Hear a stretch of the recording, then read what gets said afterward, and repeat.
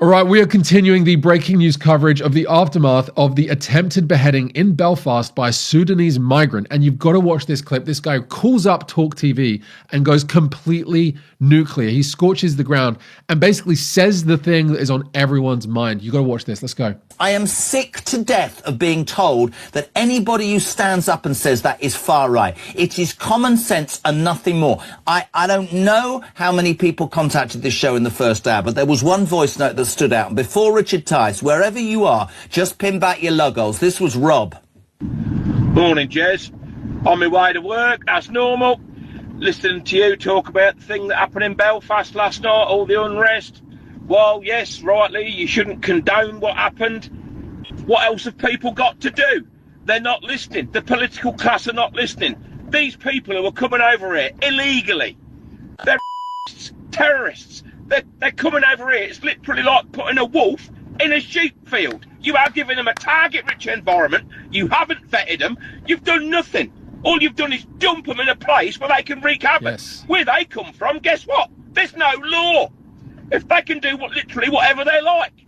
They come over here, there's lawyers, of course, taxpayer funded, they get a nice cushy home, running water, Sky TV, gym memberships, bus passes. They can literally go where they want and create havoc. And when they do, the people that foisted them upon us, guess what? They say, don't get upset, don't do anything, don't go out and cause unrest.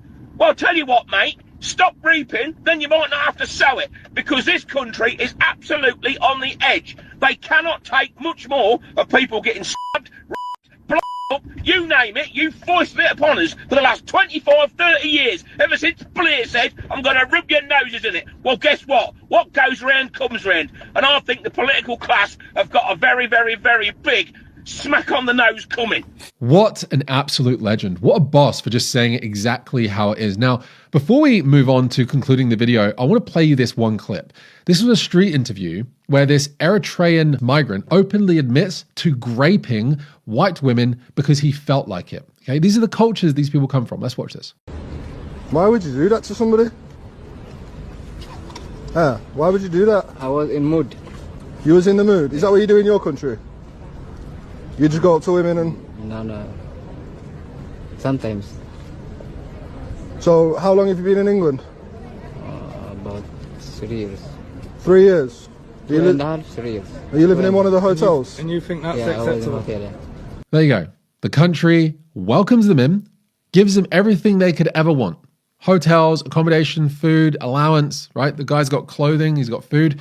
And what does he do in return? He grapes the daughters of Britain. And it's not just him, it's thousands of them. It's thousands of them. The grooming gangs I've covered on the show before. Now, lastly, I want you all to remember this, okay? Ask yourself this. Why is it that European countries who have travel warnings on their websites to their own citizens don't go to Sudan? If you're in Sudan right now, leave. Get out. It's not safe. Hostage taking, killings, sexual violence, get out of there. The same is true for basically all of these North African countries, as well as the Middle East. Dangerous people, dangerous places, don't go there. And then next minute, they're opening up the borders to those very people from countries that they have warnings about how dangerous it is. They're bringing those people into Europe. Think about how stupid that is. This is why Europe is starting to look like these third world dumpster fire countries. This is what's happening. Deport them. Deport them. You can have legal migration, measured, vetted, in reasonable amounts, as long as it's the will of the people, helps the countries, and those people are law-abiding and actually contribute to society. My own dad is one of them, okay? Never hurt a fly in his life, never committed any crime, and he's worked like an absolute slave for the British economy for like 40 years, okay? You can have good migration. You can have it. It's possible. This is insanity. This is insanity. And look, if you're on the left, if you're a feminist, if you're woke, if you're completely out of the loop of this whole mass migration Islamic problem and that conversation, wake up. Okay, there's only so long you can just put your fingers in your ears and go la la la la la. This is going to affect you. It already is affecting you. All right. Job availability, house pricing, cost of living, how safe it is for you as a woman to feel safe walking out, not even at nighttime in broad daylight, right?